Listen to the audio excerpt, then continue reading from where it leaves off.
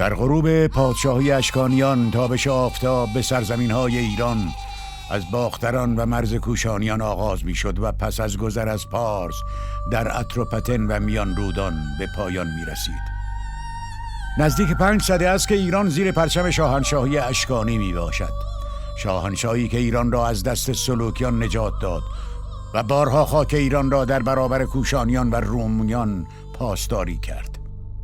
پارتیان توانسته بودند دوباره حکومتی قدرتمند برپا نهند و آنچه به معنای فرهنگ و تمدن ایرانی بود را بار دیگر زنده نمایند. اما سالیان سال بود که ایران زمین درگیر جنگ‌های داخلی و خارجی گوناگون بود. جنگ‌هایی که بارها حکومت اشکانی را در خطر نابودی انداخته بود. کار به جایی کشیده بود که برادر در برابر برادر قرار می‌گرفت و پسر بر پدر می‌شورید تا تاج و تخت را به دست آورد. دشمنان از این فرصت‌ها استفاده می‌کردند تا به مرزهای ایران هجوم آورند و چپاول کنند.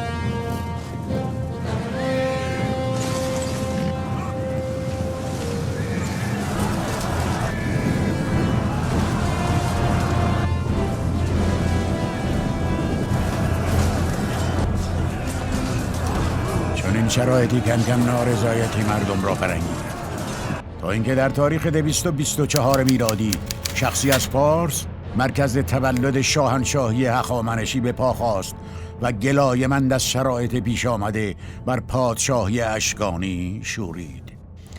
نام او اردشیر، فرزند پاپک شاه شهر استخر بود.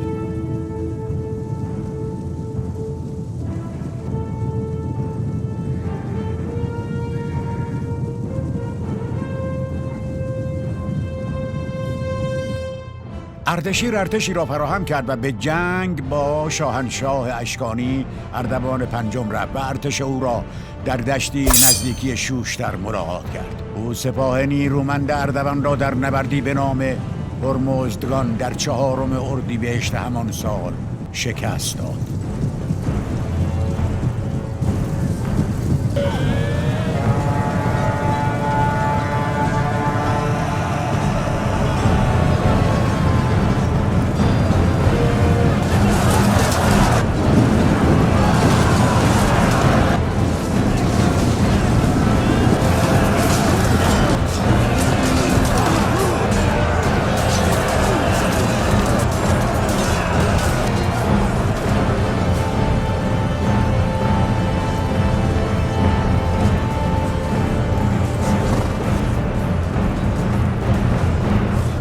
اردوان پنجم شاهنشاه اشکانی نیز در همان نبرد کشته شد و شاهنشاهی اشکانی پس از 5 سده به پایان رسید.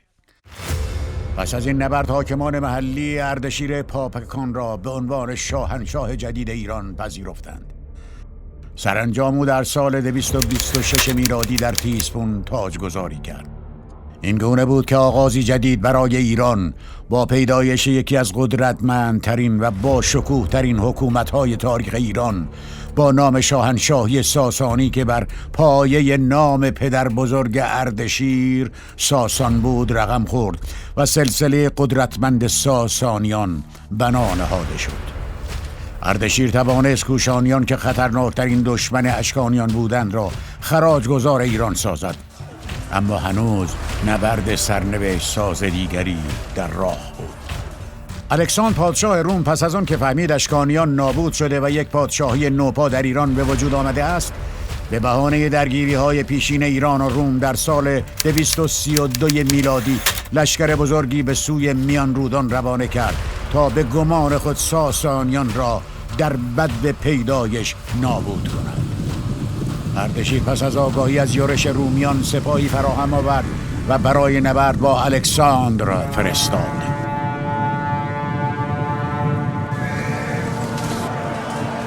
جنگ سختی میان دو سپاه در گرفت. آسمان از تیر کمانداران ایرانی تیره گشته و زمین زیر پای سواران ایرانی به لرزه افتاده بود.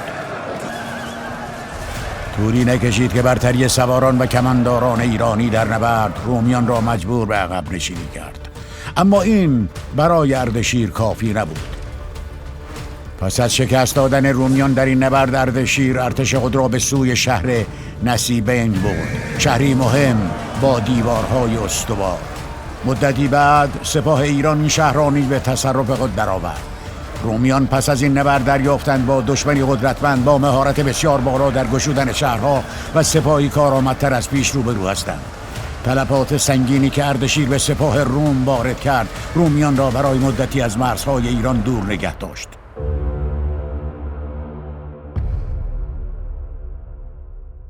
اردشیر که به پیری رسیده بود در سال 240 میلادی تخت شاهی خود را به پسر دلیرش که در کنار او در تمام جنگ‌ها حضور داشت سپرد و روزگار آخر عمرش را با فرزند خود به اداره حکومت و راهنمایی وی پرداخت. او سرانجام در تاریخ 242 میلادی درگذشت. شاپور جوان که به تخت نشست در 2 سال اول حکومت به کمک مشاوره پدر توانست تمام تجربه و دستاوردهای اردشیر را به کار گیرد و به پادشاهی قدرتمند تبدیل شود. همچنین شاپور به خاطر حضور در نبردهای مهم پدرش جنگجو و فرمانده کار آزموده‌ای بود. 1 سال پس از مرگ اردشیر در سال 243 میلادی رومیان یک بار دیگر به ایران یورش آوردند.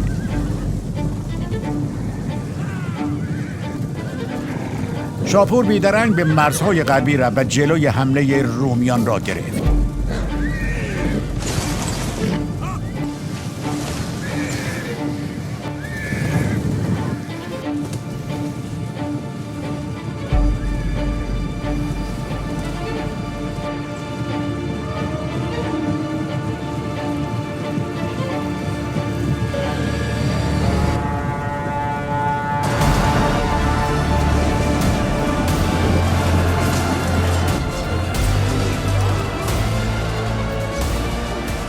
سرانجام در نبردی به نام میشیک پادشاه جوان روم گردیان سوم کشته شد و ارتش روم به سختی شکست خورد.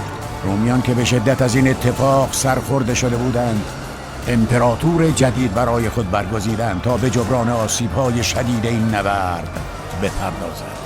فیلیپ امپراتور جدید روم به مذاکره با شاپور پرداخت و بنابر معاهده ننگین برای رومیان ارمنستان و بخش زیادی از غرب میان رودان به ایران واگذار شد و روم پذیرفت که 500,000 دینار برای آزادسازی اسیران به ایران پرداخت کند.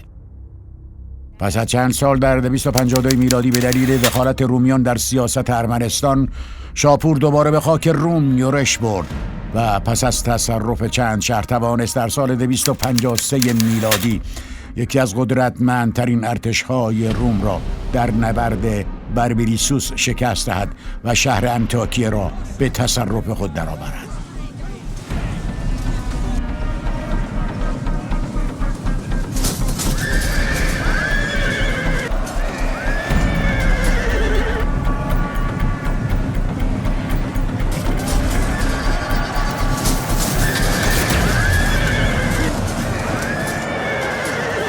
سربازان ایرانی به گونه‌ای برق‌آسا وارد شهر شده بودند که برخی از مردم که در حال تماشای تئاتر خیابانی بودند هم متوجه حضور ارتش ایران در شهر نشده بودند. در گام بعدی شاپور به شهر دورا اروپوس حمله کرد و پس از مدتی محاصره شهر را به تصرف خود درآورد. سربازان ساسانی برای نخستین بار در این نبرد از یک سلاح شیمیایی از ترکیبات قیر و گوگرد استفاده کردند.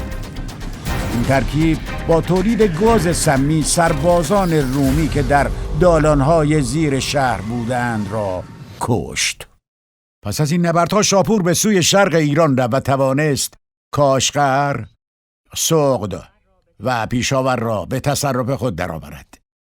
امپراتور جدید روم والریان که از این رویدادها به شدت عصبانی بود تصمیم گرفت با فراهم آوردن ارتشی انتقام خود را از ایرانیان بگیرد. او در سال 254 میلادی به سمت انطاکیه لشکرکشی کرد و مادامی که شاپور در شرق ایران بود توانست شهر انطاکیه را از ایران پس بگیرد. پیکی خبر تصرف انطاکیه توسط والریان را به شاپور یکم که در شرق ایران قرار داشت رساند. شاپور پس از شنیدن این ماجرا بیدرنگ به مرز غربی بازگشت و در سال 260 میلادی شهرهای هران و ادسا را تصرف کرد. در آخر دو ابرقدرت زمانه در نزدیکی شهر ادسا روبرو شدند. رومیان سپاهی بالغ بر 70,000 تن از نقاط گوناگون امپراتوری خود جمع کرده بودند و نسبت به ایرانیان تعداد بیشتری داشتند. نبرد سختی میان دو سپاه در گرفت، ولی پس از ساعتها درگیری شدید بین دو طرف در پایان سپاه ایران پیروز شد و شاپور توانست والریان را با دستان خود دستگیر کند. پیرو این رویداد شاپور شهرهای بسیاری را به تصرف خود درآورد تا جایی که قدرت سیاسی روم به شدت تحت تاثیر این شکست ها قرار گرفت و رومیان وارد یکی از تاریک ترین دوران تاریخ خود شدند. شاپور تصمیم گرفت تا پیروزی های بزرگ خود را برای همیشه در تاریخ ثبت کند. برای همین دستور داد تا در چند نقطه ایران سنگنگاره‌هایی از نتیجه نبردهای وی با امپراتوران روم بتراشند تا آیندگان بدانند فرزندان ایران برای دفاع از این مرز و بوم چه فداکاری‌هایی کردند. همکنون هم سنگنگاری با شکوه شاپور یکم در نقش رستم که بیانگر شکوه ایران زمین از همه سال بازدید کنندگان بسیاری دارد. شاپور یکم با ادامه راه اردشیر پاپکان و شکست فرماندهان و امپراتوران روم همچون گوردیانوس سوم، فیلیپ عرب و والریانوس سرزمینی پهناور را بنا نهاد که تا چند قرن جهان نظاره‌گر شکوه، قدرت و بزرگی آن بود. در این زمان شخصی فیلسوف و هنرمند به نام مانی توانسته بود مردم را با آیین مانوی آشنا کند و پیروان و طرفداران زیادی پیدا کرده بود و شاپور یکم نیز جلوی پیشرفت آیین مانوی را نگرفت. هرمز یکم با رشادت‌ها و دلیری‌هایی که در جنگ ارمنستان و نبرد با سپاه رومیان از خود نشان داد، شاپور یکم را قانع کرد که او را به جانشینی خود انتخاب کند. شاپور در 31مین سال حکومت خود بیمار شد و درگذشت. پس از او هرمز به پادشاهی رسید. هرمز یکم در پایان سال نخست پادشاهی خود بدون هیچ نشانه‌ای در تاریخ به شکل مرموزی درگذشت. هرمز پادشاهی دلیر و یک زرتشتی متعصب بود، اما با وجود اهمیت بسیاری که برای کرتیر موبد موبدان قائل بود، پیروان آیین مانوی را نیز محترم می‌شمرد. برای همین در زمان او جان مانی در امان بود. پس از مرگ هرمز یکم تاج پادشاهی به بزرگترین برادر او بهرام یکم رسید. در این دوره موبد موبدان کرتیر دارای قدرت فراوانی گردید. من کرتیر موبد موبدان به خاطر خدمات فراوانم به خدایان به جهان دیگر سفر کردم و با خدایانمان زروان، آناهیتا، میسره، وایو، رامن، ایندرا دیدار کردم و در آخر به دیدار اهورامزدا شتافتم و خدای خدایان اهورامزدا بر من لبخند زد. قصه سفرم را بر سنگ حکاکی کنید که آیندگان بدانند من به مرتبه دیدار با خدایان رسیدم. او تنها شخصی در تاریخ دوره ساسانی است که به غیر از پادشاهان دارای سنگ نگاره است. شاهنشاه مانی در حال گسترش آیین خود است. او خود را فرستاده یزدان می داند. مردمانی در گوشه و کنار ایران به آیین او گرویدند. با قدرت گرفتن او و پرشمار شدن پیروانش آیین مقدس ما به خطر خواهد افتاد و اهورامزدا ما را به خاطر پاسداری نکردن از آیین زرتشت نخواهد بخشید. سرزمین ما نیاز به یک آیین دارد و آن آیین آیینی نیست جز آیین زرتشت. مانی را به گندی شاپور دعوت کنید و سپس او را اعدام کنید تا مانع از گسترش آیین مانوی شوید. خرسندی پروردگارمان اهورامزدا با این کار به دست می آید. با تحریک کرتیر بهرام یکم سپاه کوچکی را برای دعوت مانی به گندی شاپور اعزام کرد. مانی که در زمان شاپور یکم به هرمز یکم آزادی داشت و به راحتی برای آیینش تبلیغ می کرد، خطری از سوی پادشاهان ساسانی برای خود نمیدید و همراه فرستادگان بهرام اول به گندی شاپور رفت. همین که به گندی شاپور رسید به دستور کرتیر زندانی گردید و پس از مدتی اعدام گشت. بهرام یکم در سومین سال پادشاهی درگذشت و نوبت به فرزندش بهرام دوم رسید. آغاز سلطنت بهرام دوم با خیانت برادرش هرمز کوشانی و شورش او بود. تاج پادشاهی برازنده من است. تمام خبرچینان برادرم در قصر را به قتل برسانید. به زودی تمام ایران زمین من را پادشاه می‌دانند. بهرام دوم در آغاز سلطنتش قبل از پوشیدن ردای پادشاهی مجبور به پوشیدن لباس رزم شد.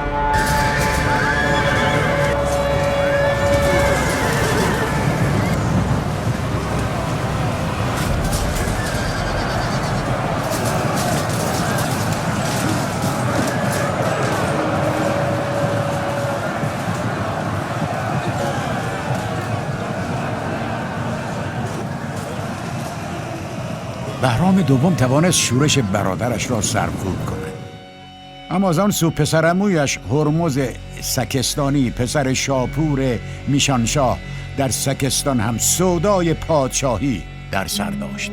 پدرم باید بر تخت سلطنت می نشست و عمویم بهرام یکم به ناحق به پادشاهی رسید. بعد از پدرم نوبت من و بعد از من نوبت به دودمانم می رسید. پادشاهی را به دودمان خود باز خواهم گرداند.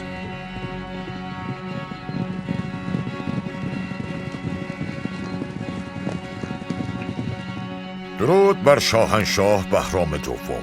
خبر ناخوشایندی دارم. هرمز سکستانی برای تصاحب تاج و تخت شورش کرده است. سپاه را آماده حرکت به سکستان کنید. نبرد تازه به پایان رسیده. برای تجدید نیرو کمی صبر کنید. آنها از پیروزی خوشحالند و سریع آماده نبرد می شوند.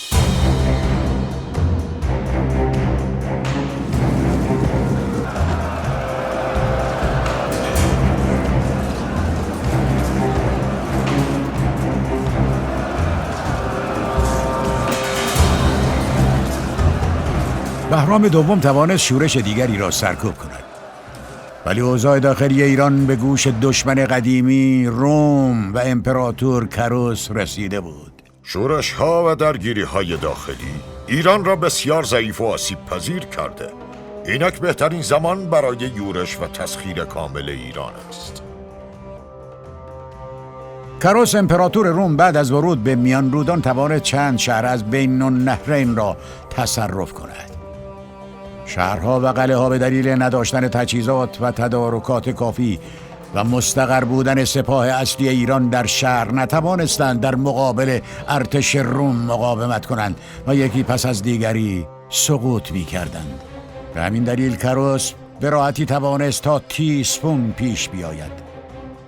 بعد از تصرف تیسفون بهرام دوم سر می‌رسد و در یک نبرد کروس را شکست می‌دهد و بعد از کشتن کروس سنگ نگاره این نبرد را می‌سازد. با کشته شدن کروس رومیان تا سالها فکر حمله به ایران را از سر بیرون کردند و بهرام دوم فرصت پیدا کرد که شورش‌های داخلی را سرکوب و در 19 سال پادشاهیش کشوری یک پارچه به وجود آورد. بهرام دوم در سال 293 میلادی درگذشت و فرزندش بهرام سوم بر تخت سلطنت نشست.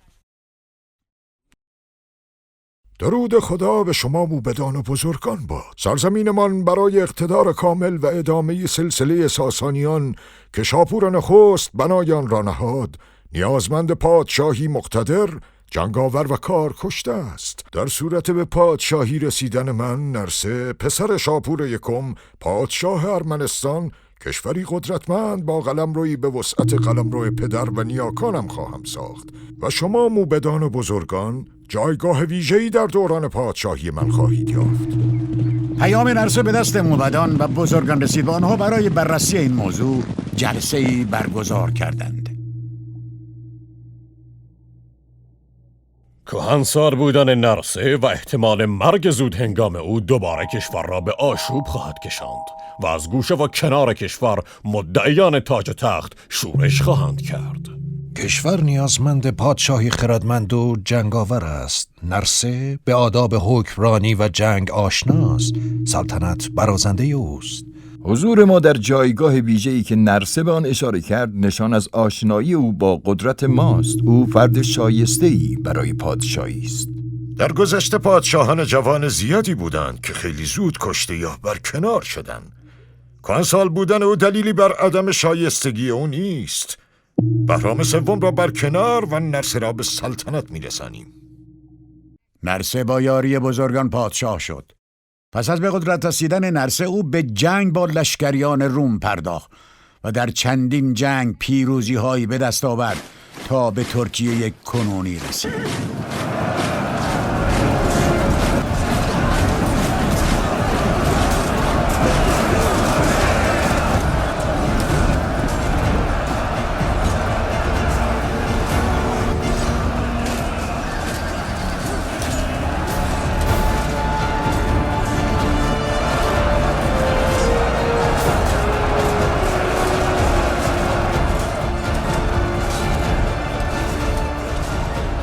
به خاطر سرمای هوا و تجدید قوا اردوگاهی برپا کرد.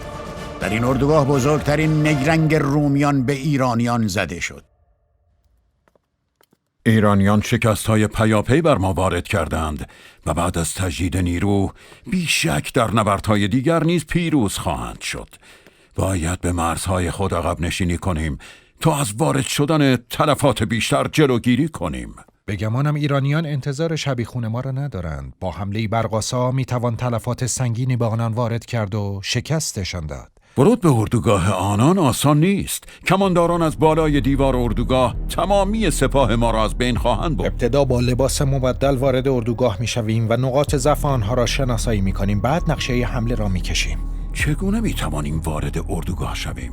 خبر دارم گاهی کاروانهای ارمنی برای فروش آذوقه به ایرانیان وارد اردوگاه میشوند. به همین بهانه وارد اردوگاه میشویم.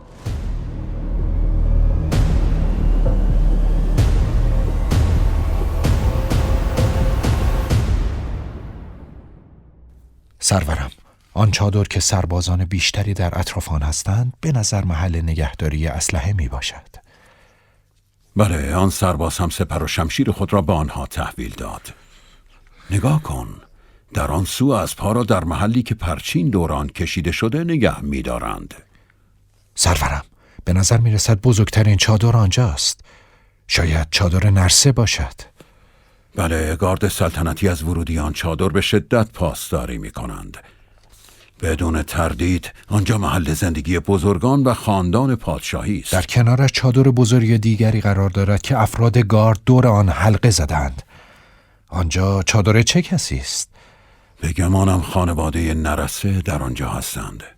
برگرد داخل، باید غذا بخوری. من گرسنه نیستم، میخوام برف بازی کنم. لباستم کم هست، مریض میشوی. سردم نیست. به نظر می آید درست است. حضور کودکان در اردوگاه جنگ عجیب است.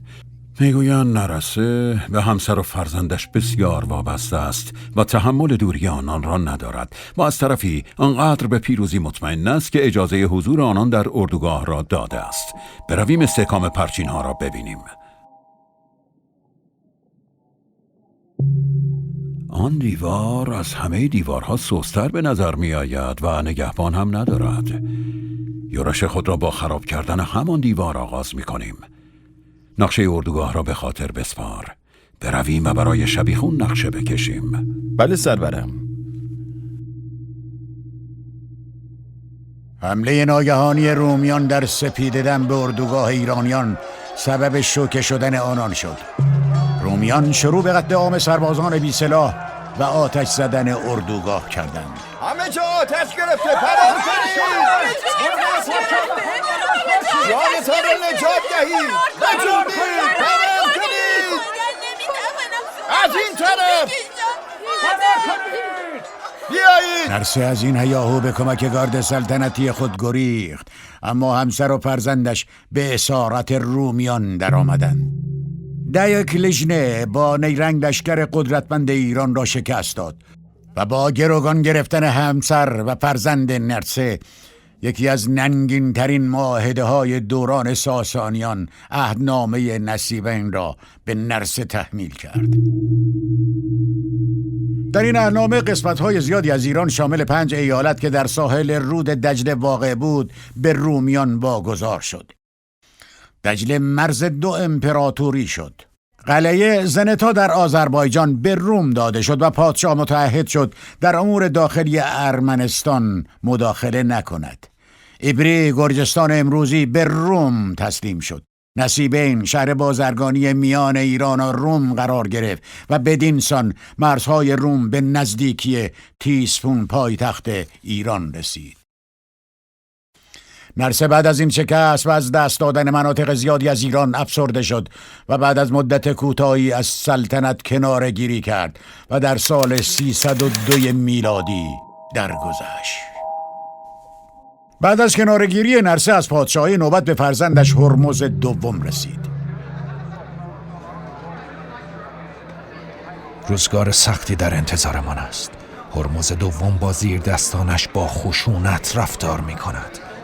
شنیده ای که یکی از نوکرانش هنگام بردن جام در سینی پایش لغزید و محتویات جام بر لباس هرمز دوم ریخت و او همان لحظه حکم اعدام آن نوکر را داد؟ آری، شنیدم. بسیاری از زیر دستانش زیر شلاق او جام باختند. آغاز سلطنت هرمز دوم با ترس و نگرانی مردم از خشونت او آغاز شد، اما کم کم تغییر حالات و رفتار او که با ملایمت با دیگران برخورد می کرد از نگرانی های مردم برای داشتن شاهی خودکامه کم کرد. در گوشه و کنار کشور شورش هایی گزارش شده است. سپاه را برای سرکوب آنان اعزام کنیم؟ خیر. ابتدا به سردمداران تمامی شورش ها نامه ای ارسال کنید که در صورت ادامه ندادن شورش از مجازات آنان صرف نظر خواهم کرد و خودشان و سربازانشان را برای حفاظت از مرزهای ایران گرد هم خواهم آورد. در صورت ادامه شورش به آنان یورش ببرید تا درس عبرتی برای دیگر شورشیان باشد. اما عرب‌های بادیه نشین غسانی از غرب و جنوب غربی ایران به ما حمله ور شده‌اند. مردان را می‌کشند و به زنان تعرض می‌کنند و اموال مردم را غارت می‌کنند. در این صورت لشکریان را آماده نبرد کنید. تازیان غسانی تاوان یورش به ایرانیان را به زودی خواهند داد. هرمز دوم در سال 307 میلادی به سمت غسانی لشکر کشی کرد.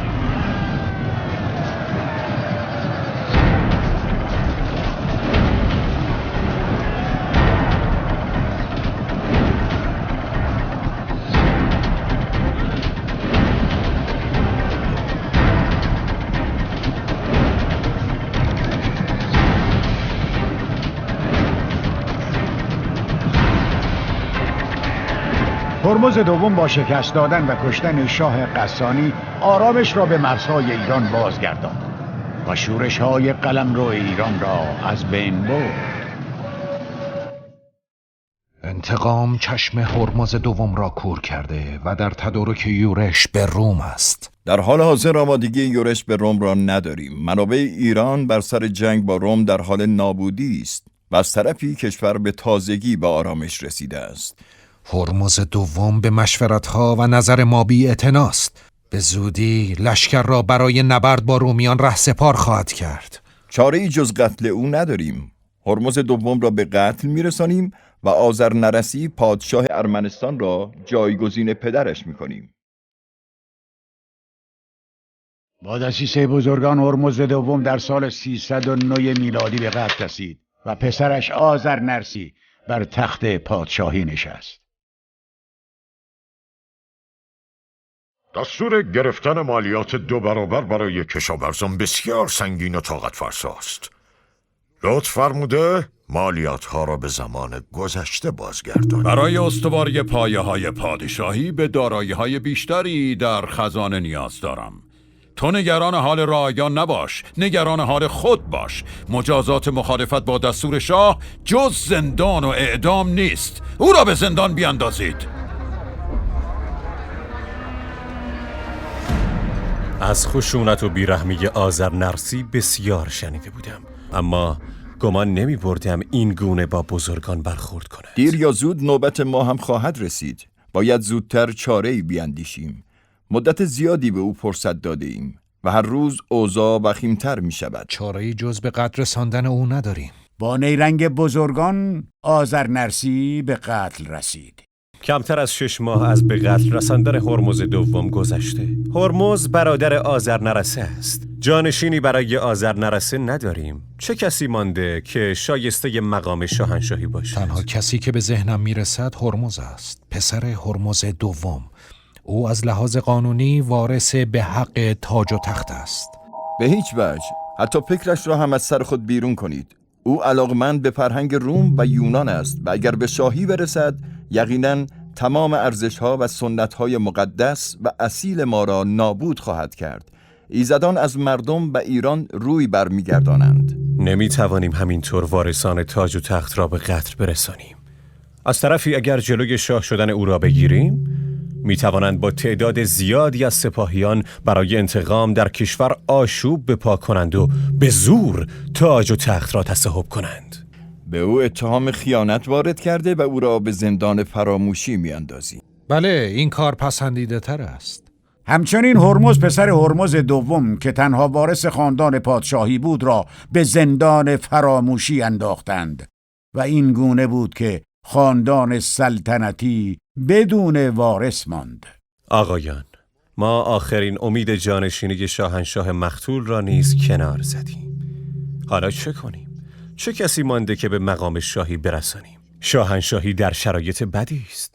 مردم منتظر دیدن شاه جدید خود هستند و اگر نتوانیم شاه جدیدی را روی کار بیاوریم که از خون خاندان ساسانی باشد، دشمنان نیز از این خلأ استفاده خواهند کرد. خبر رسیده ایفرا هرمز، همسر هرمز دوم باردار است و از نشانه ها مشخص است که آن نوزاد پسر می باشد.